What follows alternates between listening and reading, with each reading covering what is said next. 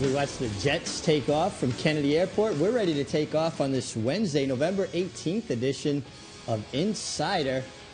Maggie Wolfendale joining me, Richard Migliore. Maggie, it was a good day of racing. Got dark kind of early, little overcast. Yeah, it got a little chilly too here, Richie, as I was kind of shivering down in the paddock for those latter races on this card, but that's to be expected. And so far, Richie, we've been fairly lucky, although there is some rain forecasted for later on in tomorrow's card. Well, we'll keep our fingers crossed that we at least get through part of the card without any rain, but some big news in the world of thoroughbred racing. The Big Sport of Turfdom Award goes to Team Faro, the American Faro Connections. Wow, big surprise there. No, I'm kidding. And they really, truly deserve it here for what they put forth. Obviously, the horse spoke for himself, but his accessibility and how they made him just so touchable, for lack of a better term, I mean, figuratively and literally, to the public. It really drew so many people into the sport of horse racing who weren't prior to this year. So they just made this horse really, really fan friendly. Yeah, well, absolutely. But Maggie, you've been around horses your whole life. Have you ever seen a horse this talented be this gentle around people? No, and so yes, the horse deserves it as much as the people do surrounding him. But horses that have achieved this top tier that he is, I mean, he's literally in a league of his own right now, but no, they have that kind of fighting spirit. Usually colts typically are just that kind of horse, but he's so gentile, and it'll be nice to see if he passes that along to his progeny now. Yeah, and it'll be interesting to see if he changes a bit after he starts his second career. Sometimes their whole mentality changes, but he was a great story for racing, not just because of his ability, but because of accessibility. And speaking of people having big years, how about Javier Castellano breaking his own single-season money mark, and we still got a month and a half left in the year, Maggie. Yeah, and he's likely going to be moving his tack southward now, Richie, but still, Javier is just killing it this year. I mean, every Grade 1, you think back to Saratoga, and he set a new mark for winning the Grade 1s up there. That obviously helps adding to his bankroll as we're seeing him here winning finishing second. I'm sorry, Sharifa winning there with Cornelio Velasquez and him aboard State 3 Hail Mary. So that put him right over that $26.21 million. And do you think that sets him up for another Eclipse Award this year? I personally would vote for him if I had to vote for Eclipse Award winning rider. I know Victor Espinosa is probably going to win it, and you can make a very good argument, but he's winning it on the strength really of one horse, not a complete body of work doing it day in, day out. It'll be really interesting to see how the voting goes because it's two totally different kind of years that both of these guys have had, and both of them very newsworthy, very out there, and successful. So I'll be really interested to see how the voting goes for the Eclipse Awards. Yeah, I think Victor Espinosa did a great job handling the pressure, doing everything right on American Faro, but I'm going to be 100% honest and say I could have rode American Faro when he would have won the Triple Crown, and I'm not even in shape. So. Yeah, and I don't even weigh that less, and I probably could have won. All right, but all due respect to the connections there. But speaking of riders, we're going from the head of the list, an established journeyman, to an apprentice, Harry Hernandez, who I got to catch up with earlier today, Maggie. That you did, and I'm excited to hear what this new face has to say. Let's check it out. First of all, Harry, congratulations on your first win here in New York. How did that feel? Oh, my God, it felt good, really good. I feel great. And, I was, a little bit nervous. First time in New York, first time riding in Aqueduct. I was a little bit nervous. I wanted to do good, give a good impression, but thank God I got the win. Well, you gave a good impression, but you got a good foundation to be a jockey. Your father still rides, is that right? Yes, sir. My dad is riding right now in Gulfstream Park West. He's, he rides his horses, and thank God he's doing good, too. Have you had an opportunity to ride against your dad? Yeah, actually, I went when I graduated. 5 months later, I rode with him. We did it like a race, and that was the first time riding with him. And then when he went to Gulfstream Park for the first time, we rode together. And when you say you graduated the jockey school in Puerto Rico? Yes, sir, in Puerto Rico. Well, there's a lot of good riders that have come out of the school. Obviously, here right now, you've got Irad Ortiz, Jose Ortiz, Manny Franco, now you. Do you think you can compete with these guys? Yeah, of course. It's always like I say, if they can do it, I can do it too. So I think I wanted to give myself a shot over here in New York, and thank God we started everything good. So, I mean, I'm going to go right behind them to get where they are right now. It seems like you finished really strong on this horse. Is that one of the things you've worked on as a rider? Yeah, I really worked. I work first to be smart. I like riding smart, like to do the stuff right, but I like to ride hard too. So, you know, I always like to do a good finish, to look good, and just give a good impression. Well, you looked good today. Congratulations. Thank you, sir. Thank you so much. He seems like a really nice kid, Maggie. He's got a great smile, and he's only 19 years old. He was 19 on October 2nd. 10 years younger than me. It's making me feel old. Well, he was calling me sir, so yeah. I already was feeling a bit old, but already 112 career wins, and as far as we know right now, he's got the bug through early March, so he's going to have a full winter with it. That is really, really putting him at an advantage here. Can't quite remember when Eric Concel loses his bug, but still, he looked great, and I like the fact that he said, above all, I like to ride smart. And he did. He didn't panic when Mackenzie's Way was far out the back, and he also finished strong. I'm sure that's what also aided him getting to the winner's circle. Absolutely, and interesting, too, because the bug usually gets a good opportunity here in the winter. Kevin Gomez finishing second.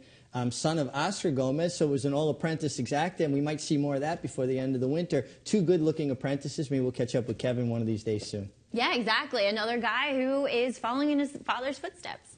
Well, let's follow in our own footsteps to race number 3, our first race of the day that we're going to look at, 1 mile and 3 furlongs on the turf. Here's John Imbrial with the call.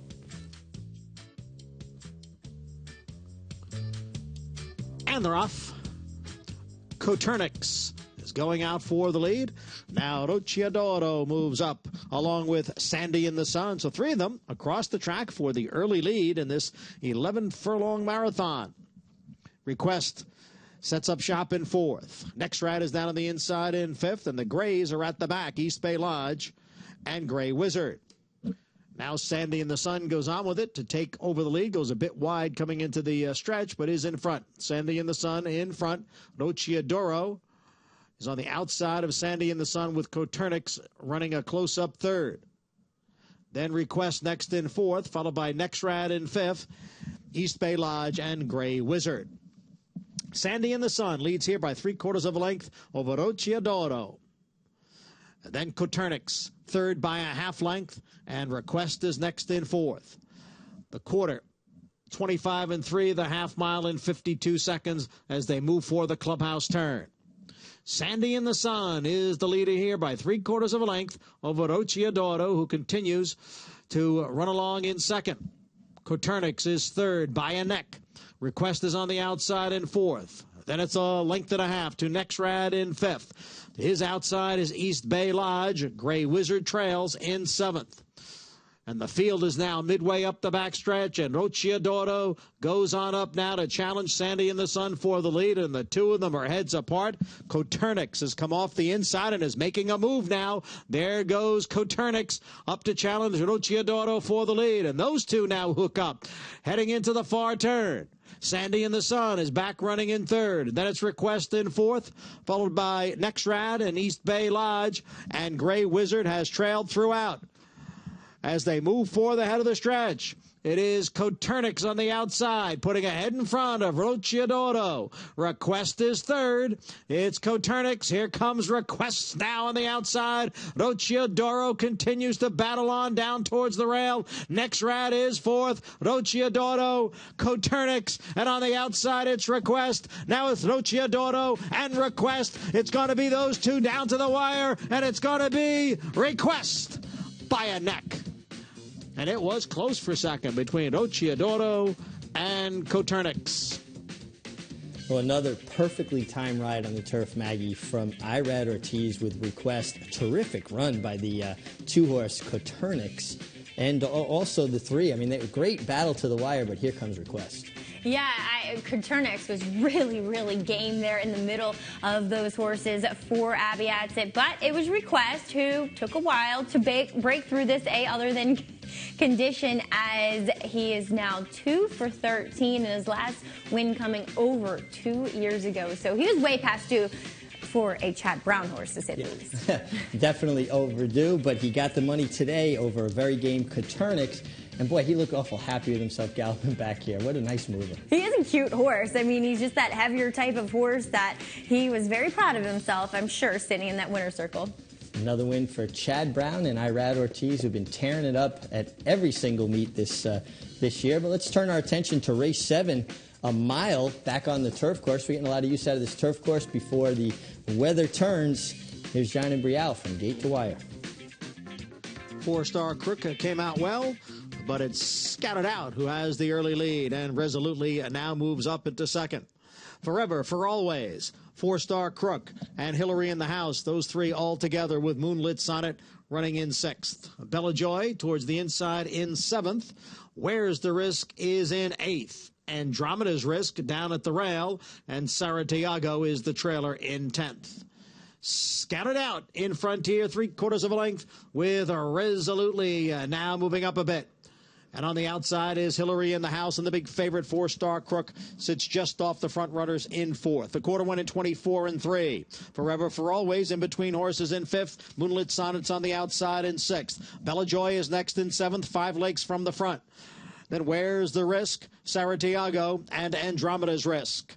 Scouted Out, holding on to the lead here after a half mile in 50 and 2/5 seconds. It's Scouted Out by a neck.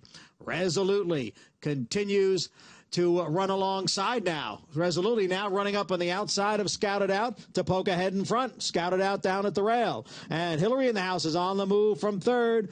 4-Star Crook in behind, still in 4th as the field comes off the turn and enters the stretch.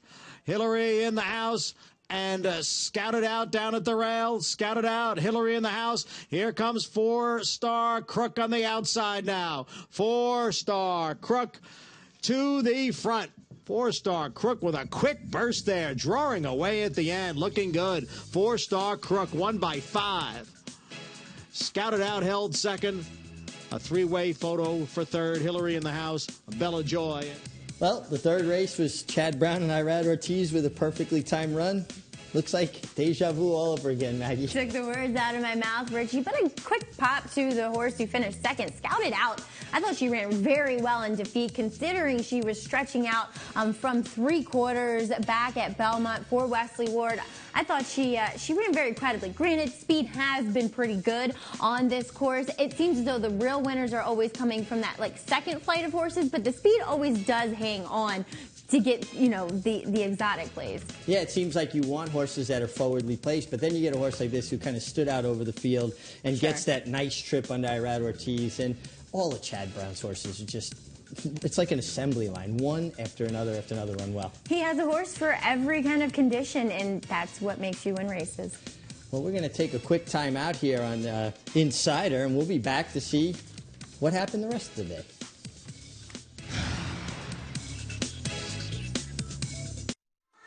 Now you can enjoy your favorite pro and fantasy football teams while playing the races in style, as Longshots welcomes back NFL Sunday Ticket. With over 400 HD TVs, 270 individual carols, a full-service sports bar and food menu, Longshots is the place to catch all the great racing and football action.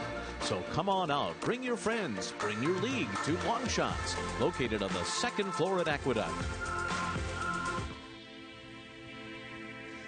And we're back on Insider as we're speeding through the remainder of the card. We got to head to race 8, hard-hitting older horses, $75,000 purse. Green Gato broke on top. And he's at the back. Green Grotto goes for the lead. Fabulous Kid on the outside is right there in second. A length and a half to Heaven's Runway next in third. On the outside is Joking. After that stumbling start, Miwana Rose has now gained ground down at the rail. Taka Joe trails the field in 6th. Green Grotto leads here by a length over Fabulous Kid. And the opening quarter was run in 22 and 4/5 seconds. Miwana Rose up now to 3rd. Heaven's Runway runs in 4th. A break of 3 to Joking. 4 more to Taka Joe. Green Grotto, Fabulous Kid, and the two of them are right together as they come for the quarter pole. Miwana Rose comes off the rail for the run into the stretch. Then it's Heaven's Runway and Joking. The half 45 and 1. Green Grotto down at the rail. Fabulous Kid on the outside. They're right together with less than 1/8 of a mile to the finish. Here comes Heaven's Runway. then Miwana Rose and Joking down to the finish. Green Grotto, Fabulous Kid, terrific stretch drive. Too tight to call at the end. Fabulous Kid on the outside or Green Grotto on the inside. Maggie, these two horses put on quite a show. Fabulous Kid on the outside, just edging a dead game Green Grotto. And I felt guilty for picking Fabulous Kid and Green Grotto getting beat here because he is one tough luck loser. He runs such great races every single time.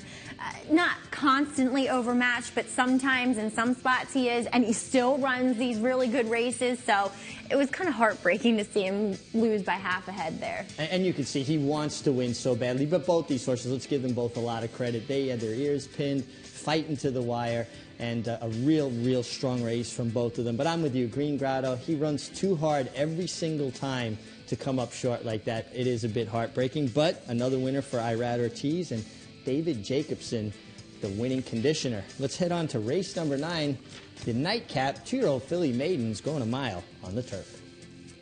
And they're off. From the inside, it's Majestic Smile and Pay the Kitten. Majestic Smile in front. Orso now ranges up to take second. Pay the Kitten is third, and La Cuesta is in fourth. Then it's Secure Access in fifth, with My Dinah Lee alongside and racing in sixth. The break of two to Zindrea in seventh. On the inside is If You Say So in eighth, and at the back of the pack, Arch or Nothing as the field heads for the back stretch. At the back is Archer Nothing and Memorable Finish. Majestic Smile has the lead here by 3/4 of a length over Orso. Then it's a length and a half with La Cuesta and Pay the Kitten right together, third and fourth. Gap of 2, Secure Access is fifth, 5 lengths from the front. My Dinah Lee's on the outside in sixth.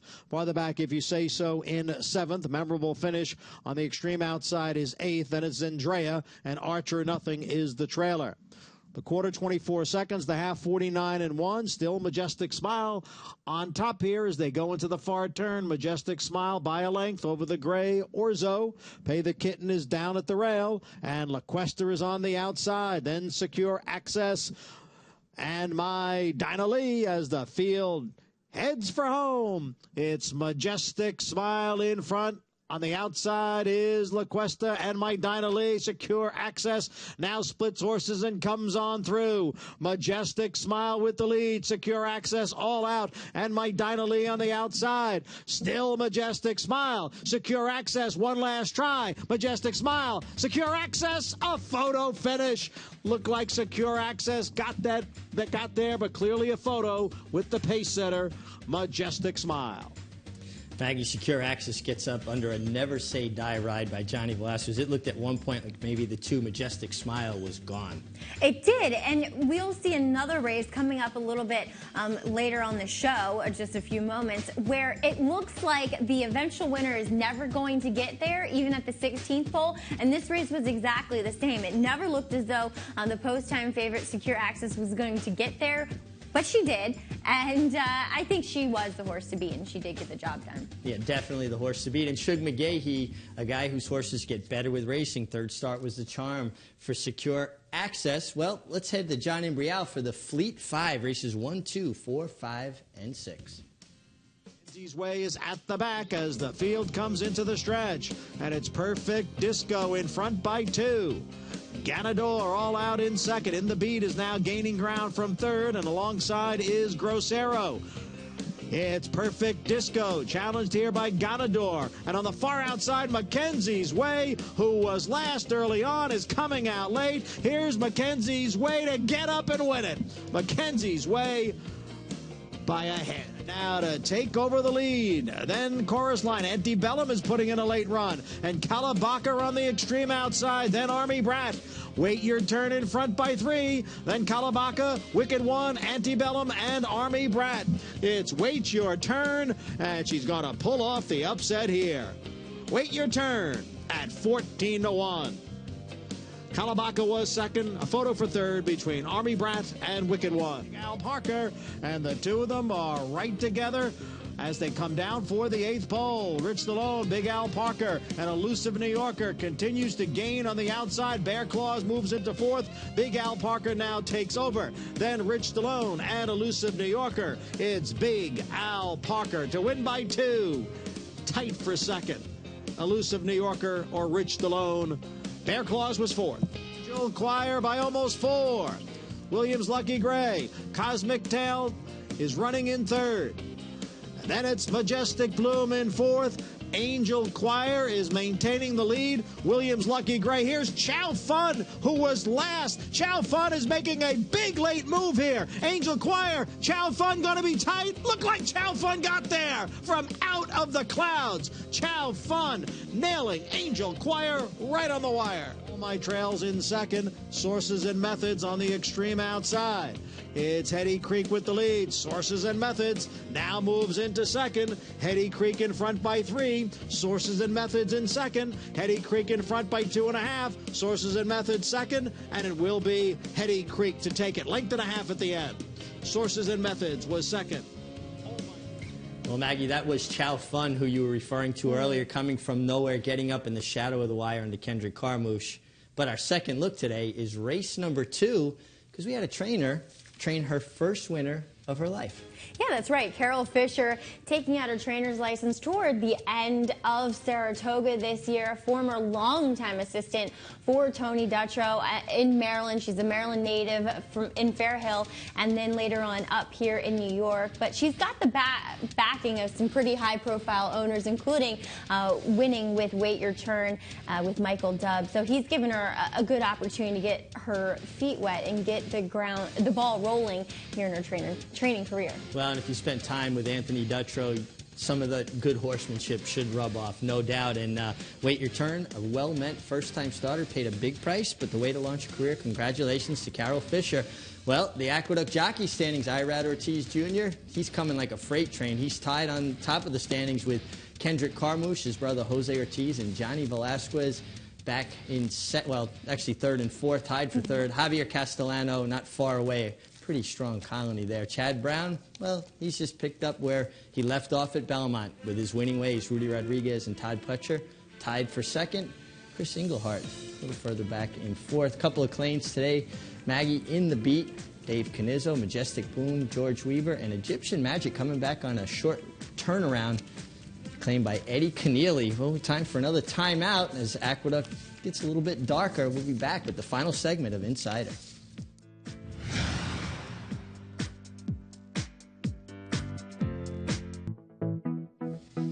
And there is a true racetracker, if there ever was one. Eddie Brown, jockey valet for many years, now the assistant clerk of scales, and somebody I'm proud to call a friend, one of the good guys at the New York Racing Association.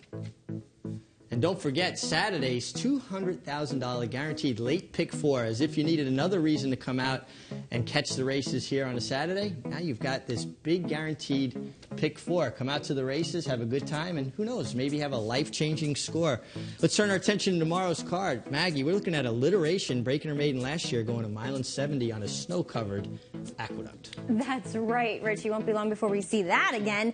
But it's been a while since we've seen Alliteration. Loved her that day. Don't know what she beat, Richie. She only one filly out of this race has come back to win a race.